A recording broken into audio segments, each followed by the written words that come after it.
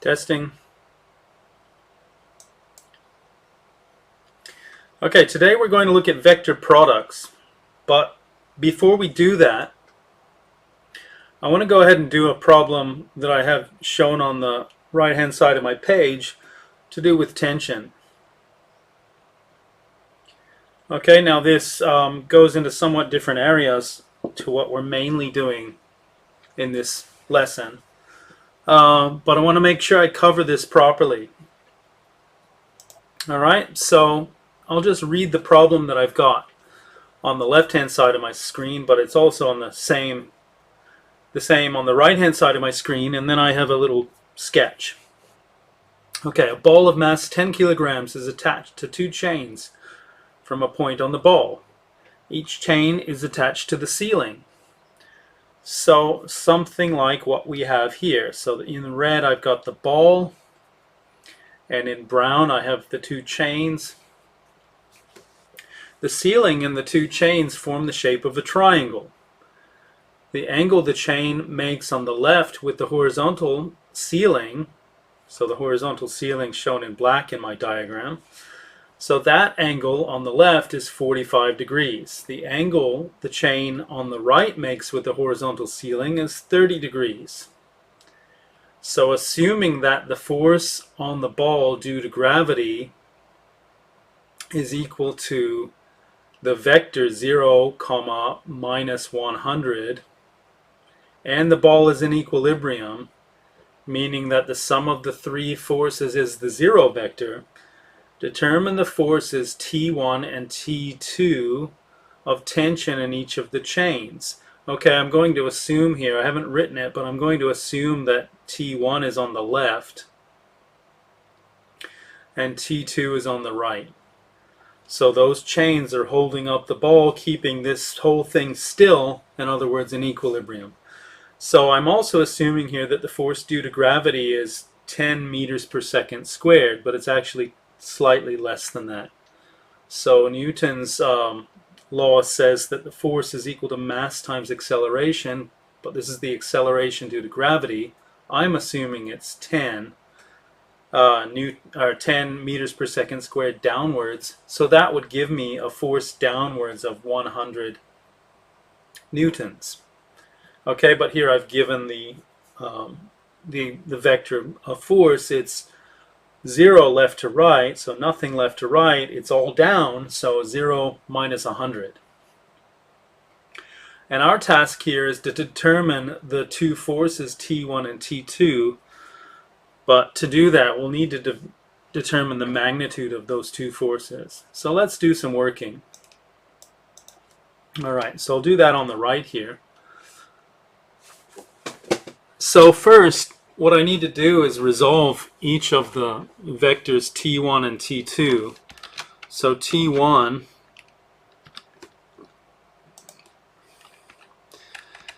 will be equal to, so incidentally, the angle that the ball makes with the horizontal, the angle between the horizontal that the ball makes and the chain where T1 has tension, so that angle would also have to be 45 degrees. So as a vector, T1 is the magnitude of T1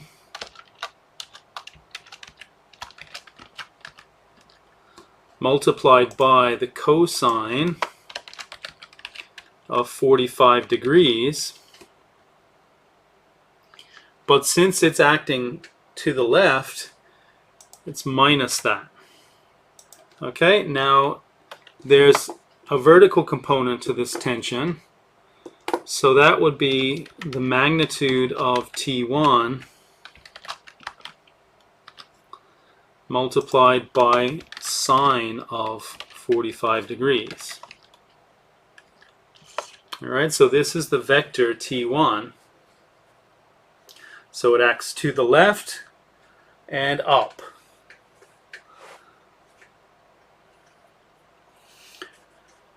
Okay, and so if you look at just the trig ratios, cos of 45 degrees would be adjacent on hypotenuse. So that would be the component in this direction over the hypotenuse, and the hypotenuse would be the magnitude of t1. Likewise, we have something for the y component of the vector t1. Okay, now let's simplify this. So cos of 45 is 1 on root 2, and sine of 45 is 1 on root 2. So we can describe this vector t1 as minus the magnitude of t1. Hang on.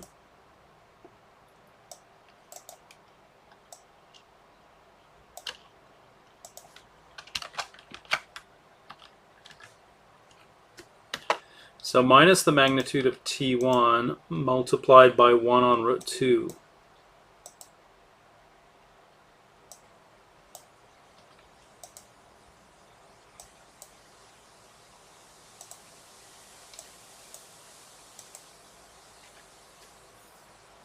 I'm going to have to copy paste here, sorry. The buttons I've pressed there are not doing what I expected it to do when I'm in this text mode. So yes, I will have to copy paste.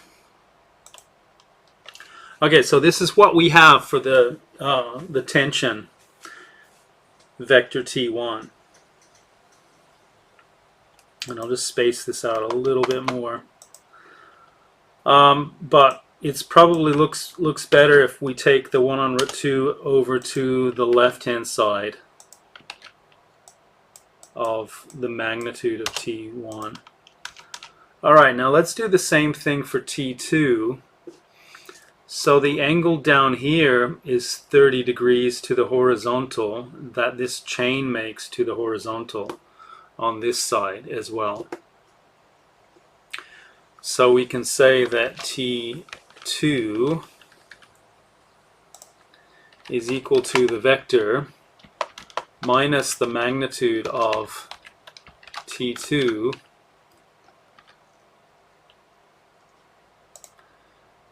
multiplied by cos of 30 degrees, and then the y component is the magnitude of the vector t2 times sine of 30 degrees. Okay, so now what we need to do is simplify this vector. Now, cos of 30 degrees, you plug this into the calculator, but I'll just do this calculation here. Cos of 30 degrees is root 3 on 2, and sine of 30 degrees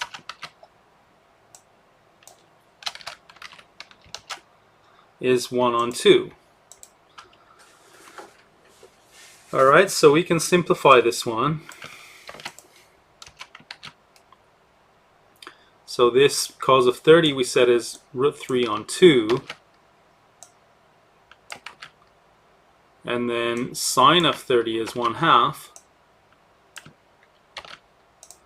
Right, but it looks better if we put these fractions on the left-hand sides of what they're multiplying by.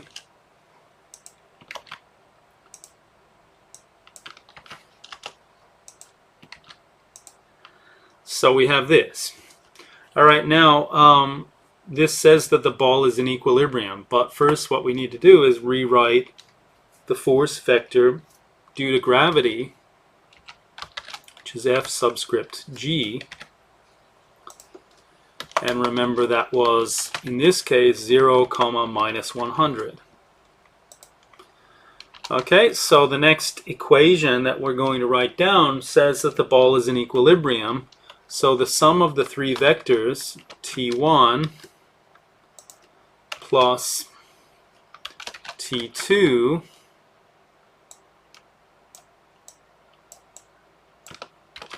yeah, the computer doesn't like this text mode. Doing that live. Okay, so t1 plus t2 plus the force due to gravity has to add up to the 0 vector. Alright, so what does that say? Now we have each of these vectors. So t1 is this, so t1 plus the vector t2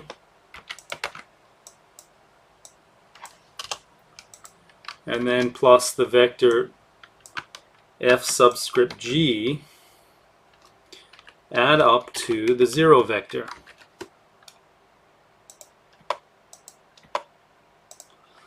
Okay, so now we need to add each of the components.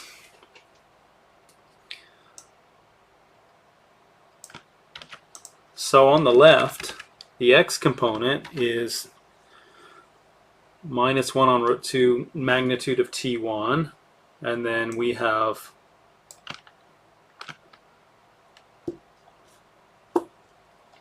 t2 should be plus root 3 on 2, shouldn't it? Because it acts to the right and up. Okay, so I have to change that everywhere.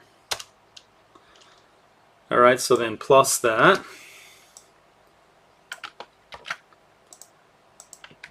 And then plus 0. Okay, so that's the x component. Now the y component of the sum is 1 on root 2 t1 plus a half norm of t2 minus 100. Okay, so this is equal to the 0 vector. But this gives rise to two scalar equations. So namely, this is equal to 0, and this, all of this,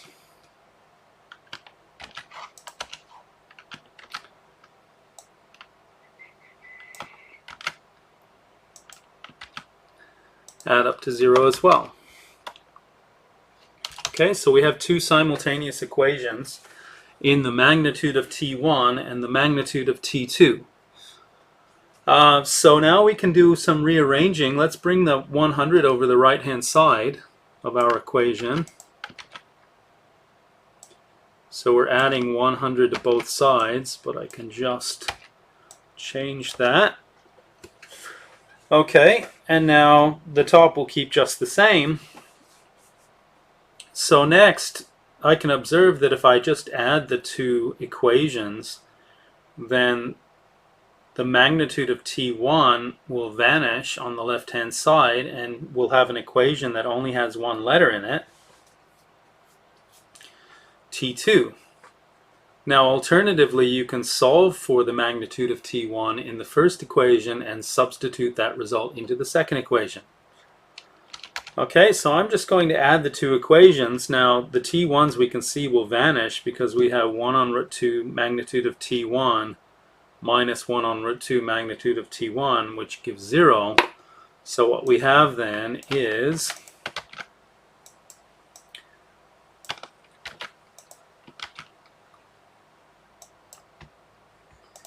we have this, right? Which we can easily now solve for the magnitude of t2. Okay, so factorizing the magnitude of t2 out on the left-hand side of the equation, we have, now I'll have to change this a little bit. So what I'm doing is I'm taking this, I'm factorizing the magnitude of t2 out of it.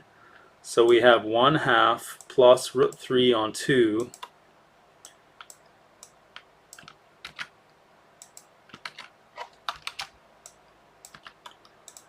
and so this equals 100. Okay, so what we want to do next is divide by this on both sides. In other words, divide by 1/2 plus root 3 on 2 on both sides, which gives us the magnitude of t2. Okay, but I think it's probably best now to simplify by taking an approximation. So I'll do that here. 100 divided by 0.5, which is 1/2, plus the square root of 3 on 2. So this will be the magnitude of T2. So we get 73.2051 and so on is the magnitude of T2.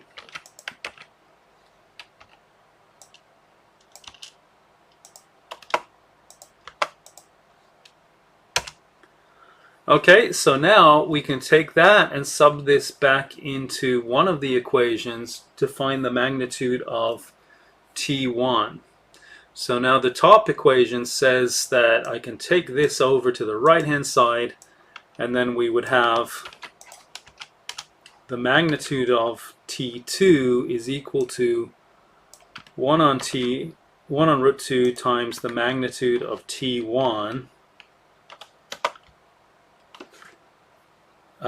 So now we can just sub in 73.2 roughly multiplied by root 3 on 2. So let's calculate this.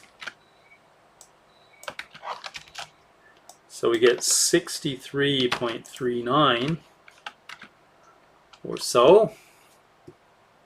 And so the magnitude of T1 would be root 2 times root 2 times 63.3975 and so on. So I want to multiply this number we just got by root 2. Hang on, by root 2, not by root 3. And so we have that the magnitude of T1 is 89.6576 and so on. All right. So now we have enough information. We've solved this simultaneous system of linear equations for the magnitude of T1 and the magnitude of T2. Now I want to go back and use those to describe the two vectors. Right, because we remember we have this one for T1. Okay, which is equal to 89.6576 times 1 on root 2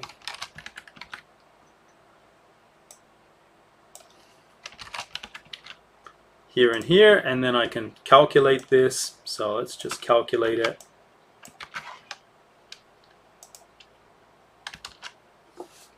Okay, so the first component gives us minus 63.3975, and then the second component is the same but positive. So hang on, same but positive. Okay, so this is T1. Now let's do T2, since we have the magnitude of T2 now. So let's go up and take the description we had for T2.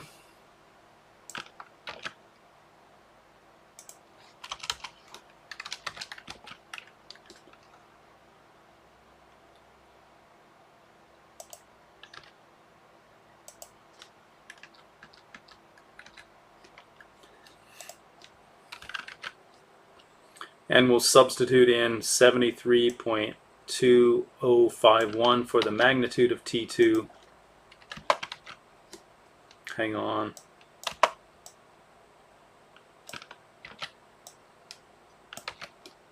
I've got to sub in 73.2051.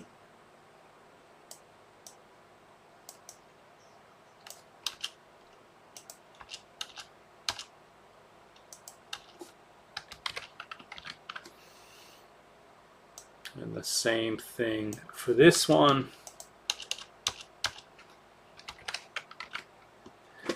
Okay, and then I just want to calculate these.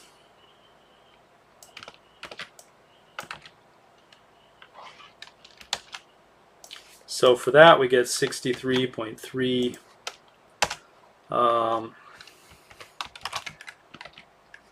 It's 975 in the x component, and then in the y component we have 1/2 times 73.2, so 36.6, and so on. Okay, so if you add these two vectors together, you can see that the x component would give you 0, and the y component would add up to 100, so that you're opposing the force due to gravity. All right, if you have any questions about that, you can leave them in the comments to the video. So now I'm going to go ahead and move on to this week's topic, which is vector products.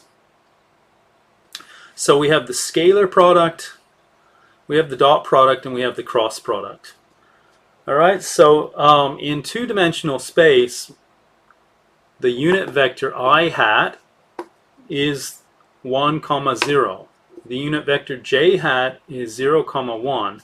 So these are unit vectors that are parallel to the x and y axes respectively, and they have norm 1 or magnitude 1. So if you just calculate the magnitude of I hat, it's the square root of 1 squared plus 0 squared, which is equal to 1. The magnitude of j hat is the square root of 0 squared plus 1 squared, again equal to 1. So they're unit vectors, meaning having magnitude 1. So it's sometimes convenient to express components in terms of these standard orthogonal unit vectors. So they're orthogonal, meaning that they're perpendicular to one another. Okay, that's convenient to be able to represent vectors in that way.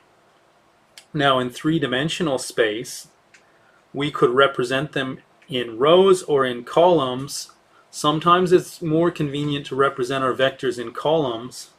So I hat in 3 space would be the vector 1, 0, 0, or 1, 0, 0 as a column. And j hat would be 0, 1, 0 or 0, 1, 0 as a column. But there's a third dimension. We also have a vector parallel to the z-axis, so pointing up, also of unit norm. So k hat would be 0, 0, 1. All right, so for higher dimensional vector spaces, like say 4-dimensional, 5th dimensional, or higher, we tend to use the vectors e1, e2, e3, e4, and so on for the purpose of ijk, right? So standard orthogonal unit vectors. So these are analogously perpendicular to one another, but we describe this through the dot product, which we'll come to soon. Okay, so first we are going to talk about the scalar product. But first, how do we represent a vector like 3, 1, 2 using the standard normal vectors ijk in 3 space? So very simple, it would be 3i plus 1j plus 2k. Okay, and conversely, if you have 3i hat plus 1j hat plus 2k hat, you can represent that separated by commas as 3, 1, 2.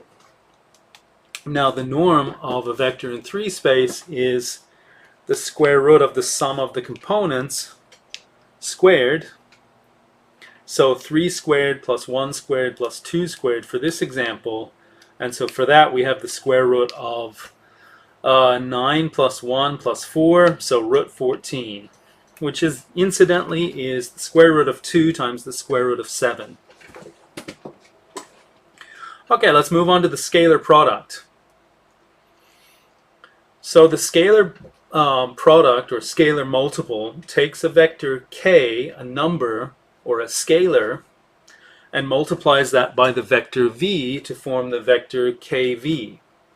So the vector kv has the same or the opposite direction as v depending on the sign of the scalar k, but the magnitude of kv is equal to the absolute value of k.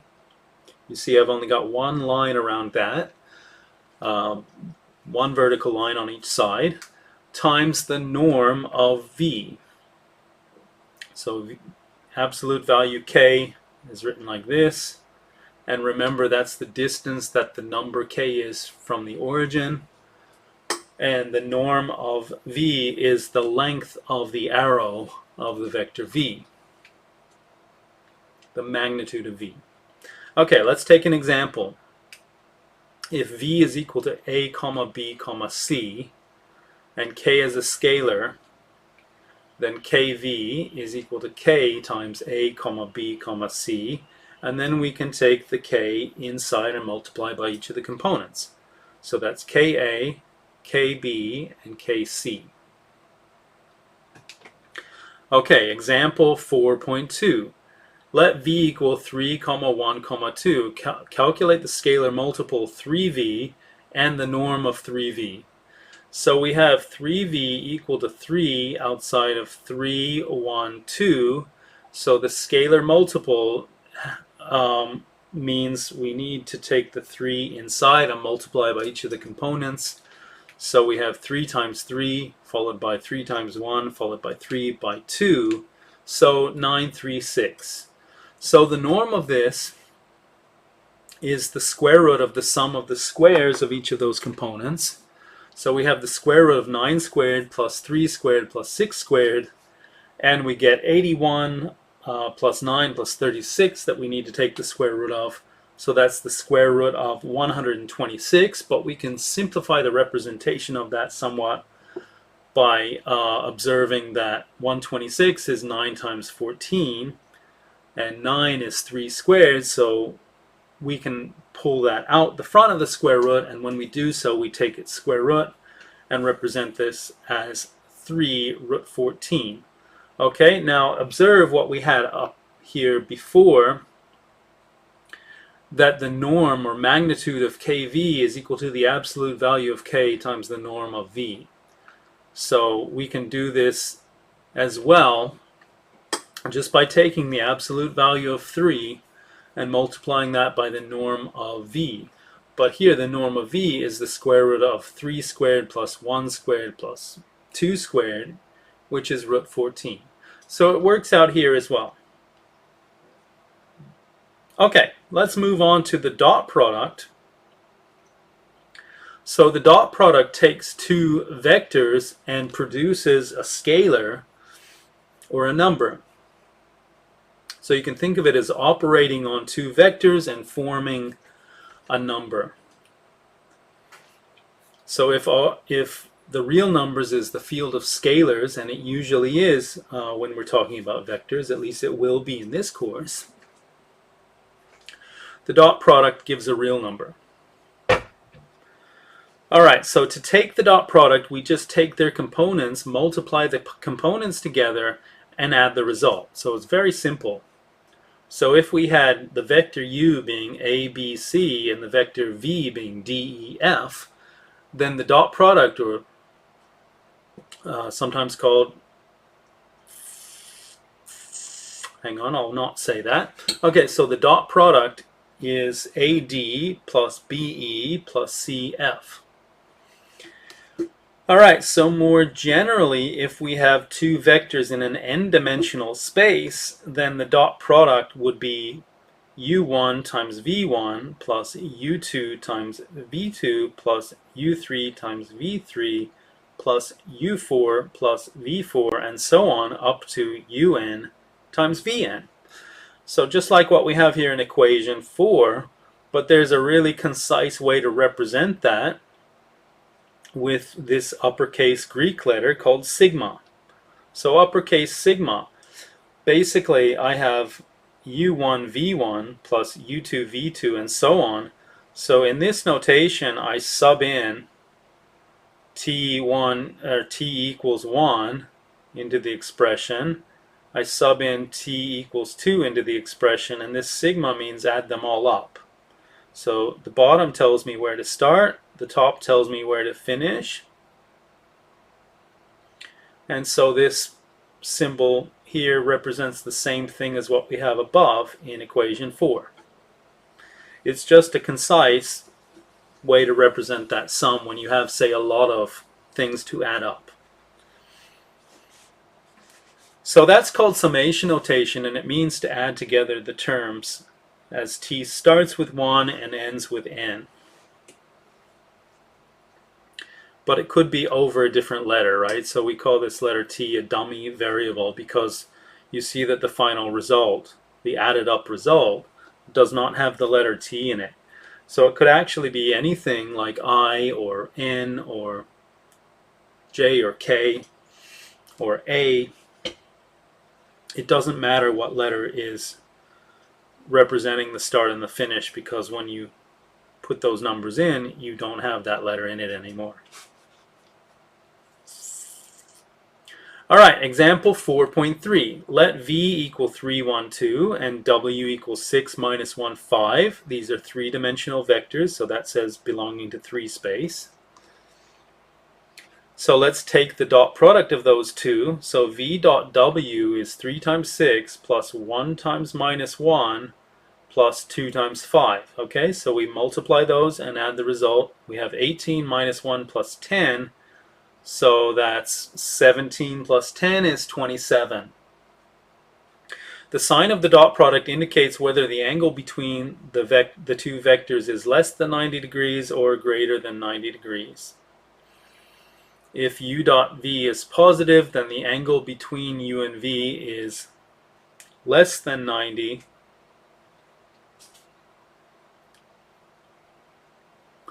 If u dot v equals 0, then the vectors u and v are orthogonal, and we can say perpendicular. If u dot v is negative, then the angle between u and v is greater than 90. Okay, we have the following definition of the dot product. So the dot product allows you to calculate the angle between two vectors. So u dot v is the norm of v times the norm of w, cos of the angle between them. Let's have a look at the following example. And I think maybe while I'm here, I might just sketch this for you if I can, but let's talk about it first. So v is 3, 1, 2, w is 6, minus 1, 5. Calculate the angle between v and w.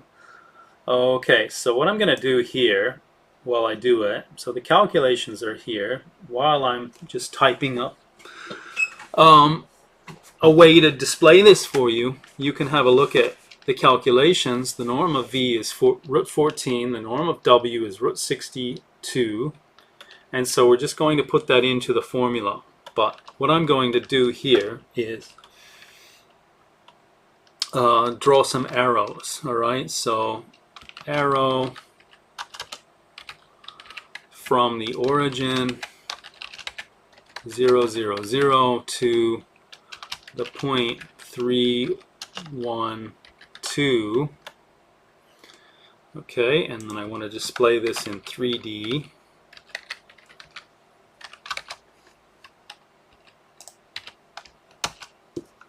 Alright, so I have an arrow representing that vector in 3D. And I'll give this a name. Okay, now I'll do the same thing for the other vector. And actually, let's call it the name v, and this one we'll call the name w. So the other vector was 6, minus 1, and 5. And then let's display these together.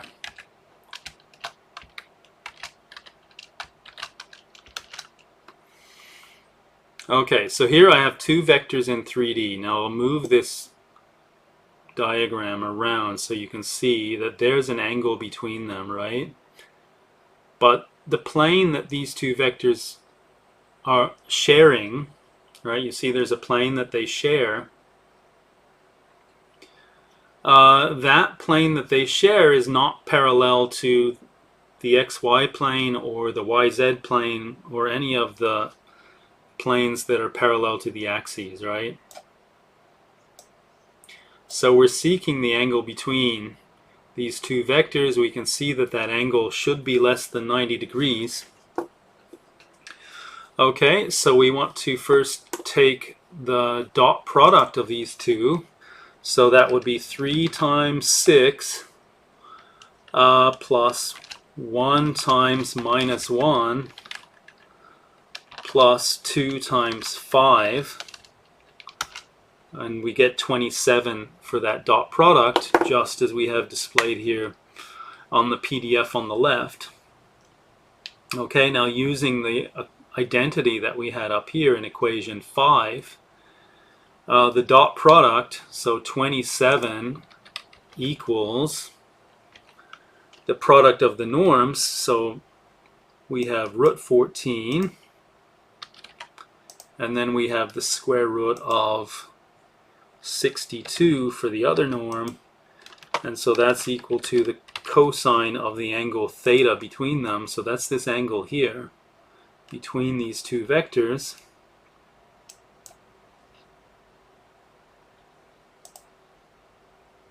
Okay, so all I'm doing is taking this equation, which is equation 5, and dividing both sides by the product of the norms, so dividing by root 14 times root 62. And so we have cos of theta is equal to the fraction root 14 root 62 all over 27. And so I want to approximate this. Oh no, it's the other way around, isn't it? So that is on the denominator, 27 is on the numerator. So I've divided both sides by the product of the norms. Okay, so I want to solve for theta, but first we might approximate this. So let's go ahead and approximate that using the calculator, and so we're going to say it's 0.916 and so on. Alright, but we got to chop it off somewhere, so let's just chop it off at 4 decimal places. And so next I need to apply the inverse cosine to this number to solve for theta. So on my computer that's called arccos, but on your calculator it's cos with a superscript of -1. Okay, now that gave it to me in radians, so I've actually got to convert this to degrees for your sake.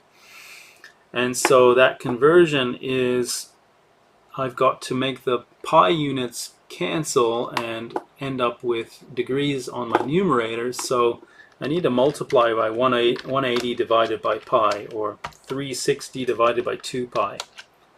So that's 23.58 degrees.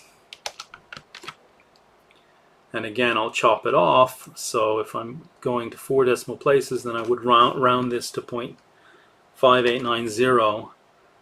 So we'll say theta is equal to 23.5890 degrees.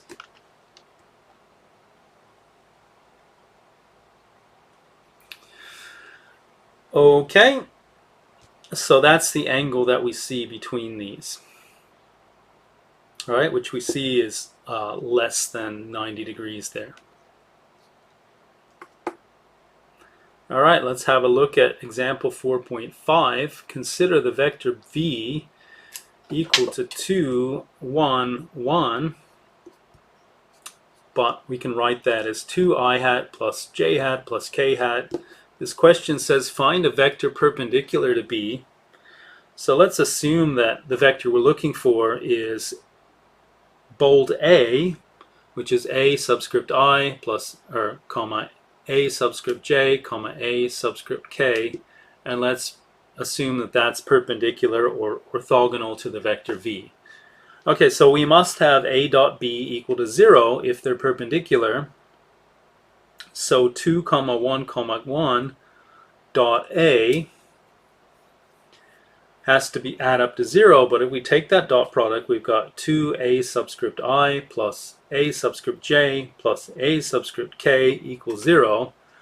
But there are infinitely many solutions to that equation, so we can choose any point xyz that's on the plane 2x plus y plus z equals 0 and form the vector xyz from the point xyz.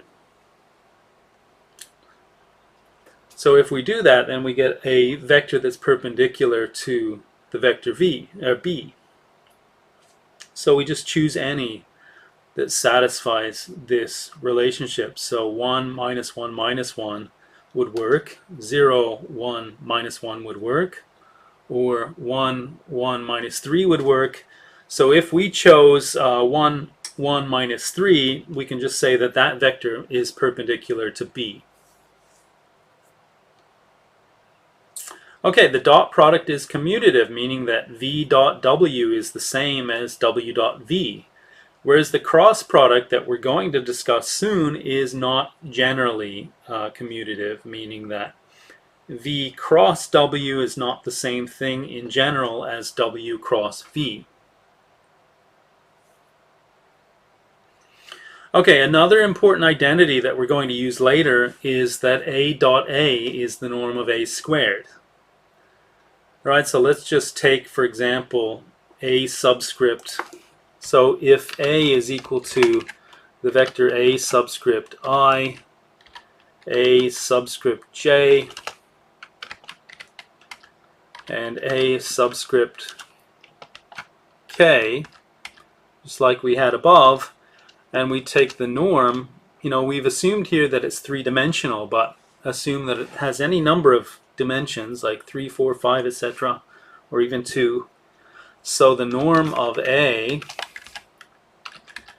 remember, is the square root of the sum of the squares of the components. So we would have ai squared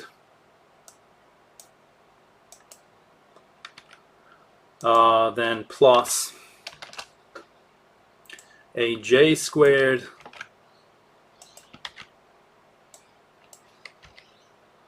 and then plus a k squared as our norm. But if we square this,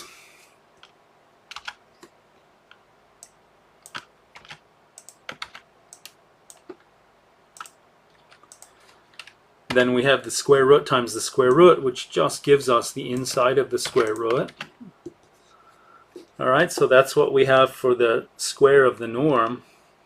And I don't think I need this bracket here, so I'll get rid of the bracket. Okay, now let's do a dot a. So a dot a is equal to this vector dot the same vector, which is equal to a subscript I times a subscript I plus a subscript j times a subscript j plus a subscript k times a subscript k. But you'll notice that's the sum of the squares of a I, a j, and a k. Right? So we see that this is the same as the norm of the vector a squared when we're looking at a three-dimensional vector. But it's true in general, not just for three-dimensional vectors, but for 2, 3, for 4, for 5, for 6, and so on. All right, let's have a look at the cross product next. And I've decided not to use the text form to do my typing because I can see that that doesn't work. So I'm going to do my typing here if I need to do typing. So cross product. Okay, so cross product. We use the times sign for the cross product. We use the dot for the dot product. But the cross product operates on two vectors specifically in three-dimensional space. Whereas the dot product can operate on two vectors of any number of dimensions, right? But the cross product is specific to three-dimensional vectors. Okay, to produce a vector in 3 space, or three-dimensional space, that's perpendicular to both vectors v and w. So if v and w are in 3 space, then V cross W is perpendicular to both V and W, and it's also in 3 space. So to more easily calculate, or to remember the formula for calculating the cross product, we'll introduce the notion of determinants of matrices briefly. So you probably maybe don't even know what a matrix is, but you can think of it as an array of elements with entries. In this case, the entries will assume those are real numbers. So the matrix, the 2 by 2 matrix A in this case, is A, B, C, D, where A and B are in the top row, C and D are in the bottom row, A and C are in the first column, B and D are in the second column. So like what you would know of an Excel spreadsheet, say. Okay, so the determinant of this 2 by 2 matrix A is given by taking the product of the diagonal elements, subtract the product of the off-diagonal elements. And by diagonal, I mean the left diagonal. So det of A is AD minus BC. Let's have a look at an example. If A is equal to 2, 4, 1, 3, and B is equal to minus 3, 7, 1, minus 3, then the determinant of A is 2 times 3 is 6, minus 1 times 4 is 4, so 6 minus 4 is 2. The determinant is 2. The determinant of the matrix B is minus 3 times minus 3, which is 9. Subtract 1 times 7, so 9 minus 7 gives 2. Now we can extend this notion to 3-dimensional, or 3 by 3 matrices with real entries. The determinant of A, B, C, D, E, F, G, H, I can be represented by putting vertical lines where the curly brackets go on the matrix. And that's given by A times the determinant of E, F, H, I. So what's going on here is you're crossing out the row and the column that the A is in, and you're multiplying A by that 2 by 2 determinant. Next, you alternate in the signs. So next comes minus B multiplied by the 2 by 2 determinant obtained by crossing out the row that the B is in, crossing out the column that the B is in. What we have left is D, F, G, I. So we take that 2 by 2 determinant, and then plus C times the determinant of the matrix obtained by crossing out the row and the column that the C is in. So D, E, G, H. Okay, then we take those 2 by 2 determinants and we get A, E, I minus A, F, H minus B, D, I plus B, F, G plus C, D, H minus C, E, G. So that's what the determinant of this 3 by 3 matrix is. Okay, so we've given a simple definition of a 3 by 3 matrix. So now we can introduce the cross product as a determinant of a 3 by 3 matrix, but you can see it's not the determinant of an actual matrix because the top row has vectors in it. So this is just an aid to memory of the rule of the cross product. Okay, so if we have V equal to A, B, C, and W equal to P, Q, R, then the cross product can be remembered via a determinant. So ABC cross PQR, we take ABC, put it in the second row, take PQR, put it in the third row. So in other words, the components of V go in the second row, the components of W go in the third row, and I, J, K go in the top row. And then we use this rule here in equation 8. But remember, these entries are not scalars, they're vectors, so it's not actually a determinant. But it helps to remember the rule for the cross product. Okay, so we have BR minus CQ times I, but that's a placeholder. I is a placeholder. So this is BR minus CQ, comma, Now J is a placeholder. It holds the place of the second component.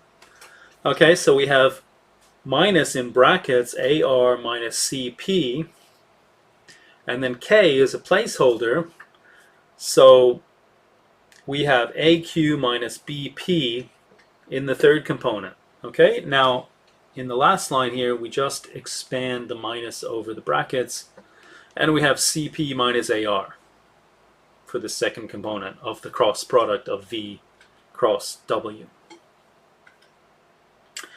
Okay, so that's how you can calculate it. Let's have a look at an example. Again, let's let V equal to 3, 1, 2, and W 6, minus 1, 5. We'll calculate V cross W and W cross V. Alright, so remember what we do. We can set it out like it is a determinant and calculate that determinant. So we have, now since the I, J, K are placeholders, we can just represent this by 3 2x2 determinants obtained by crossing out the row and the column that each of the I, the J, and the K are in. So when we do this with I, we're crossing out the first row and the first column, and what remains is 1, 2, minus 1, 5 that we need to calculate the determinant of.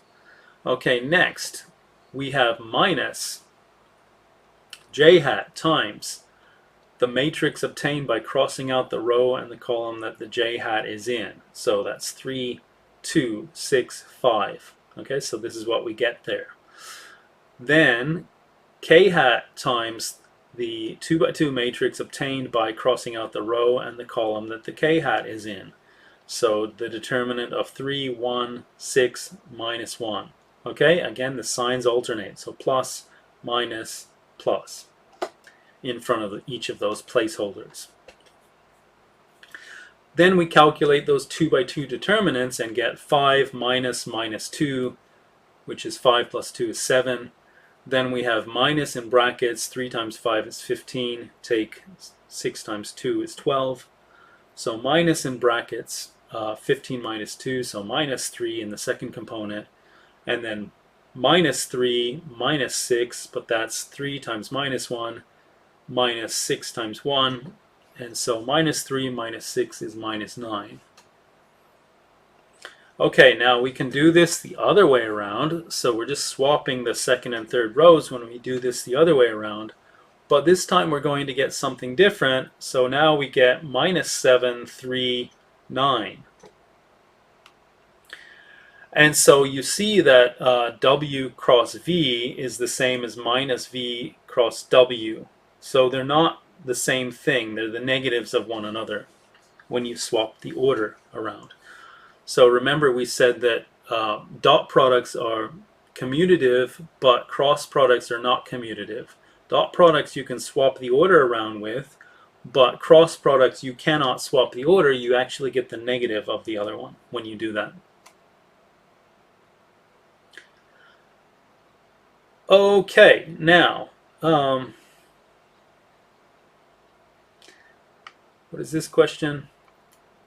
So here we're checking that V dot V cross W gives 0. So in other words, this is perpendicular to each of V and W. So that's what we're checking in the last step. But it's extra to the question, right? So V dot cross product of V with W gives 0. And then if you do it the other way around, W dot V cross W also gives you 0. So we conclude that in this example, V cross W is perpendicular to both V and W. Alright, and so that's the end of this chapter, so I'll see you in the next one.